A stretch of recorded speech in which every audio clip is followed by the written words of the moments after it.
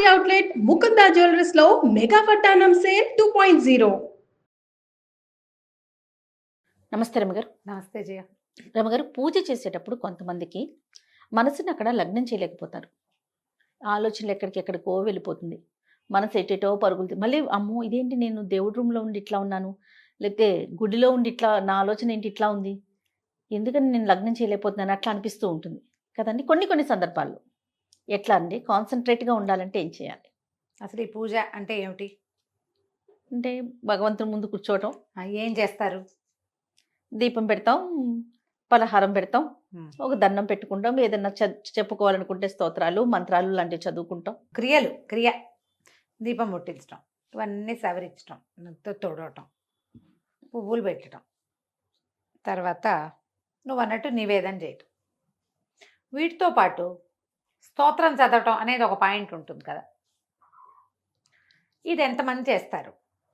చదవటం అనేదా పర్సంటేజ్ తక్కువ అవ్వచ్చు. అలవాటుగా నోటికి చదివేసుకుంటూ, పుస్తకం లేకుండా కడకడకడ చదివేస్తూ ఈ క్రియ కూడా చేసేవాళ్ళు కొంతమంది ఉంటారు. లేదా ఈ క్రియ చేసేసాక ఏదైనా ఇటు చదువుకునే వాళ్ళు ఉంటారు కదా. వీళ్ళిద్దరికీ ఇలా చెడు ఆలోచనలు రావు. నువ్వు నోటితో ఏదైనా చదువుతున్నప్పుడు పైకి మనసు ఇంకెటు వెళ్ళదు. ఎటు వెళ్తుంది? మనసు అటు వెళ్ళింది అనుకో, ఇది ఆగిపోతుంది. నువ్వు ఊహిస్తావు, ఊహించేటప్పుడు సౌండ్ ఆగిపోతుంది కదా. ఇట్లా చూసి చదవాలి. చూడటము చదవటము రెండు క్రియలు. నోటితో చదవటం ఒక క్రియ, చూసి చదవటం రెండు క్రియలు జరుగుతాయి. రెండు క్రియలకి మనకి కాన్సన్ట్రేషన్ ఎక్కువ అవసరపడుతుంది కదా. అవును. ఇలాంటప్పుడు వేరే ఆలోచన ఎలా వస్తుంది? రాదు. ఎప్పుడు వస్తుంది వేరే ఆలోచన? నువ్వు ఖాళీగా ఉన్నప్పుడు, నువ్వు దీపం ముట్టించినప్పుడు, పువ్వులు అవి సర్దుతున్నప్పుడు, లేదా ధ్యానం చేద్దాం, ఏదైనా మెడిటేషన్ చేద్దాం అనుకున్నప్పుడు, భగవద్ ధ్యానం లోపల చేసుకుందాం అన్నప్పుడు మనకి వేరే ఆలోచనలు వస్తాయి. ఇందులో జపం చేసేవాళ్ళు ఏదో ఒక నామం ఏదో చేసుకుని నామం జపం చేసుకుందాం అనుకుంటున్నారు అనుకో, ఆ జపం నడవకుండా ఆలోచనలు పోతూ ఉంటాయి. లేదా దేవుడు అని ఇక్కడ భూమధ్యంలో పెట్టుకోవాలనుకుంటాం, అప్పుడు కూడా అంతే. నేను పొయ్యి మీద పాలు పెట్టానా, నేను అది ఏదైనా పెట్టానా, అదే ఇదే, పొద్దున ఇలా అయింది, వాళ్ళు అలా అన్నారు, వీళ్ళు ఇలా అన్నారు, ఇవన్నీ ఊహలు వస్తాయి కాన్సన్ట్రేషన్ లేకపోతే. లేదా మనం ఏదైనా తీవ్రమైన ఒత్తిడిలో ఉన్నప్పుడు వస్తాయి. రెండు చిన్న ఉపాయాలు. ఏదైనా నోటికి చదువుతూ పూజల దగ్గర ఉండండి, చదవండి. ఏదైనా భగవంతుడికి సంబంధించిన నామోచ్చారణ పైకి, లేదా ఏదైనా పాట పాడుకోండి, ఇది సాధారణమైంది. లేదా అది కాదండి, ధ్యానాన్ని కూర్చున్నప్పుడే నాకు ఇట్లా పిచ్చి పిచ్చి ఆలోచనలు వస్తాయి, ఏవేవేవో వచ్చేస్తాయి, అవేవో గుర్తొస్తాయి, కాన్సన్ట్రేషన్ కుదరదు. దానికి వేరే టెక్నిక్స్కి వెళ్ళిపోవాలి మనం. దేవుడి దగ్గర కూర్చున్నప్పుడు అది చెయ్యొద్దు. ఇప్పుడు పూజలు అంటే సత్యనారాయణ వ్రతం అవుతుంది ఎవరిదో, ఆడ కూర్చుంటాం, మనకేం పని ఉండదు. వాళ్ళు పూజ హడావిడిగా మంత్రాలు జరిగిపోతుంటే పత్నిపుత్ర పరివార సమేతం ఏదో గ్రహం ఆవాహయామి స్థాపయామి పూజయామి అంటుంటారు. దాని మీద అది చెవిని పడుతుంటుంది కానీ చెవిలోకి వెళ్ళదు. వేరే వేరే వేరే వేరే ఐడియాలు వస్తాయి. ఇక్కడ మనకి క్రియ లేదు, కర్మ లేదు, ఏమీ లేదు ఇక్కడ. అవును. ఇలాంటప్పుడు పోవచ్చు. మీరు ధ్యానం చేసేటప్పుడు కనుక మీకు అలాంటివి వస్తూ ఉంటే కనుక లోపలున్న ప్రెషర్ని మేనేజ్ చేయటం ప్రాక్టీస్ చేయండి మొదట. మీకు అలాంటి ప్రెషర్స్ ఉన్నప్పుడు ఏవైనా ధ్యానానికి కూర్చోవద్దు. ప్రశాంతంగా ఉన్నప్పుడే ప్రశాంతత కోసమే కదండి కూర్చునేది అంటారు. నీకు ఇవి రెండు ఎలా ఉంటాయంటే బోడి ముందా గుడ్డు ముందా.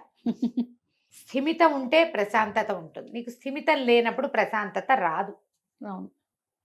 అలాంటప్పుడు నువ్వేం చెయ్యొచ్చు? మెడిటేషన్కి కూర్చోకూడదు, దేవుడి దగ్గర చదువుకో ఏదైనా.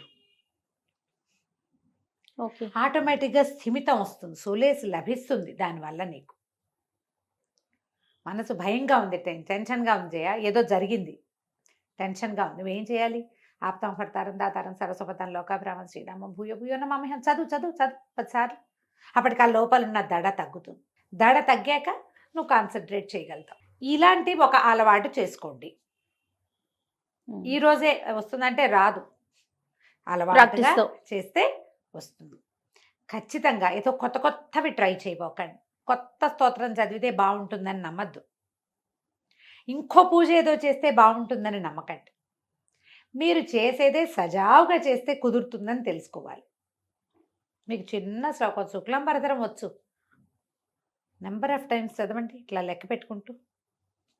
3 రౌండ్లు తిరిగితే 21 సార్లు అవుతుంది, ఇంకా అవుతుంది 27 సార్లు, మన నక్షత్రానికి సరిపోతుంది. 2 రౌండ్లు చదివి తర్వాత ఇక్కడ దాకా వెళ్ళామనుకో, అప్పుడు 21 టైమ్స్ అవుతుంది. చూడు, 1 2 3 4 5 6 7 8 9, 2 9 18, 19 20 21 సరిపోయింది. అంతే. 21 టైమ్స్. నువ్వు 27 సార్లు చదివితే అన్ని నక్షత్రాలకి చదివినట్టు అనుకోండి. ఏదైనా ఒకదాన్ని ఇలా ప్రాక్టీస్ పెట్టుకోండి. మీరు రోజు పుస్తకం చూసి చదివేటప్పుడు కొన్నైనా మీకు నోటికి వస్తాయిగా. వస్తాయిగా గ్యారంటీగా. శ్రీరామ రామ రామేతి చదువుకోవచ్చు, ఆపదామ భర్తారం చదువుకోవచ్చు, అమ్మవారిది ఏమైనా స్తోత్రాల్లో శ్లోకమో ఒకటి చదువుకోవచ్చు, గాయత్రిని చదువుకోవచ్చు. గాయత్రి మంత్రం కాదు, గాయత్రి ధ్యాన శ్లోకం. అట్లా ఏదైనా చిన్నది, ఒట్టి శుక్లాంబరధం వచ్చు, సరస్వతి నమస్తభ్యం వచ్చు, ఏదో ఒక దాని మీద వాలి ఉండటాన్ని ప్రాక్టీస్ చేయండి. నేను చెప్పా కదా, నిద్రలో కూడా ఆపదమ్మ భర్తారం వస్తుంది నాకు. నిద్ర పట్టలేదు, ఆపదమ్మ భర్తారం చదువుకుంటాను నేను మంచం మీద ఉండి కూడా. ముందు పవిత్రోవా అనుకుని సర్వావస్థాంగతోపివ యస్మరేత్ పుండరీకాక్షం సబాహ్యాభ్యంతర శుచి. అంటే అపవిత్ర పవిత్రోవా, మనం ఎలాంటి స్థితిలో ఉన్నా, సర్వావస్థాంగతోపివ, ఏ అవస్థలో ఉన్నా కూడా, యహ స్మరేత్ పుండరీకాక్షం స బాహ్యాభ్యంతర శుచి. ఎవడైతే పుండరీకాక్షుడిని స్మరిస్తాడో వాడు బాహ్యము ఆభ్యంతరంలో కూడా శుచి అవుతాడు అని పుండరీకాక్ష పుండరీకాక్ష అని చెప్పుకుని ఆపదమ్మ భర్తారం చెప్పుకుంటారు. 100 టైమ్స్ ఆపదమ్మ భర్తారం చెప్పుకున్న రోజులు కూడా ఉంటాయి. జ్వరము, అనారోగ్యము, ఏదైనా చాలా ప్రెషర్ఫుల్ కండిషను, నోరారిపోతుంది, గుండెలు దడదడలాడిపోతుంటాయి, కాళ్ళు వణికిపోతాయి, ఆపదమ్మ భర్తారం పనిచేస్తుందమ్మా. మీకు పనిచేస్తుంది, మాకు చేయదు అని చెప్పకండి. ఎవరికైనా పనిచేస్తుంది. దాన్ని పని చేయించుకునే పద్ధతి మీకు రావాలంతే. నువ్వు దాన్ని నమ్మి అది ఆ స్థిమితాన్ని కనుక మనం పెట్టుకుంటే ఆటోమేటిక్గా వస్తుంది. మీకు పూజలో కూర్చున్నప్పుడు చెడు ఆలోచన వస్తాయి, వాయిస్ రైజ్ చేసి ఏదైనా చదువుకోండి, ఇక ఆలోచనలు రావు. ఏమైనా సరే, ఏ విష్ణు సహస్రనామం అమ్మ శుభలక్ష్మి గారి పెడితే శుభలక్ష్మి అమ్మ ఆవిడ దారిని ఆవిడ చెప్పుకుంటుంటుంది, ఆవిడతో పాటు మనం కూడా అదే సౌండ్లో చెప్పామనుకో, హై సౌండ్లో. సౌండ్ పెంచేసరికల్లా ఏమవుతుంది, క్రియలు పెరిగిపోయినాయి మనవి. అవును, సౌండ్ హై సౌండ్ వినడం ఒక ప్రక్రియ. ఇప్పుడు ఇంక వేరే ఆలోచనకి తావేదమ్మా అసలు లేదు కదా. ఈ ప్రాక్టీస్ చెయ్యండి.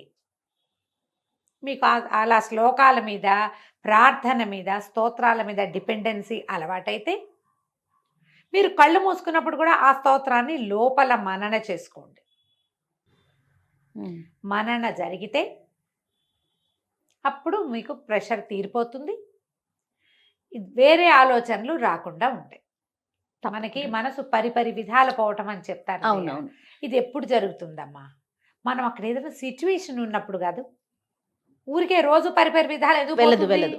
పిల్లలు ఎక్కడికైనా వెళ్ళారు, భర్త ఎక్కడికైనా వెళ్ళారు, మనమే ఎక్కడో ఏదో పెట్టాము, అక్కడ ఏదో జరుగుతుందేమోనని మనకు అనిపిస్తోంది. అలాంటప్పుడు ఇట్లా ఏదైనా, నేను ఇంకొకటి చెప్తాను, పంచాయుధ స్తోత్రం అని ఒక స్తోత్రం ఉంది. ఇది వరకు కూడా నేను చెప్పాను. అవునండి.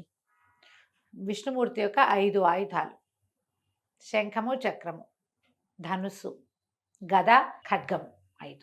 ఈ 5 ఆయుధాలకి సంబంధించిన స్తోత్రాన్ని ప్రాక్టీస్ పెట్టుకోండి. ఓకే.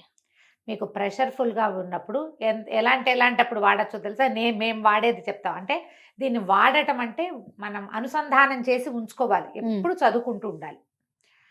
పిల్లలు ఒంట్లో బాగుండనప్పుడు, పిల్లలకి ఏదైనా దిష్టి తగిలింది అనిపించినప్పుడు, పిల్లలు విపరీతంగా ఏడుస్తున్నప్పుడు, ఏదైనా ప్రమాదాలు సంభవించినప్పుడు, పని కాదేమోనన్న భయం ఉన్నప్పుడు, ఎక్కడైనా చిక్కడిపోయామన్న అనిపించినప్పుడు, మనకే టెన్షన్గా, ప్రెషర్గా, ఏం చెయ్యాలో తెలియని స్థితి వచ్చినప్పుడు, ఈ పంచాయత స్తోత్రం చాలా సహాయకారిగా ఉంటుంది. ఓకే. భగవంతుని 5 ఆయుధాలు మనని రక్షిస్తాయన్న నమ్మికతోటి చదువుకోవాలి. తప్పకుండా. నేను ఎవ్వరికి చెప్పినా వాళ్ళు మాకు ఇది పనిచేసింది, మాకు ఉపయోగపడింది అనే చెప్తారు. ఇది ఇలాంటిది ఏదైనా ఒకటి ప్రాక్టీస్ చేయండి. హై రైజ్ సౌండ్లో చదివితే మీకు చెడు ఆలోచన రాదు. తప్పకుండా రమ్మగారు. నమస్తే. నమస్తే చేయండి.